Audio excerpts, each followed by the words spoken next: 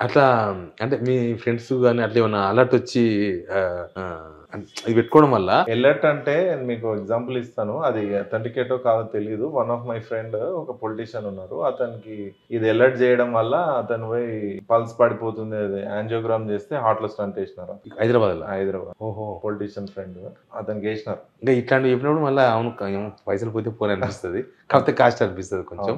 ఆ డౌట్ వచ్చి చెక్ చేపిస్తే వాళ్ళకు అచ్చా ఒక ప్రైమరీ కాషన్ అయితే తెలుస్తది. కాషన్ అయితే ఇస్తది. ప్రైమరీ మనం కాషన్ అయితే బీపీ డౌన్ అయినా, అప్ అయినా, అప్ అయినా పల్స్ రేట్ షుగర్ అంటే పల్స్ కనిపిస్తది. పల్స్ మెయిన్ హార్ట్ బీట్ అవన్నీ తెలిసిపోతాయి. హార్ట్ ఈసీజీ వస్తుంది కదా మీకు. హార్ట్ ఈసీజీ కంటే మీకు ఛాతీలో వస్తుందంటే ఇమీడియట్ గా హాస్పిటల్కే పోతాం మనం.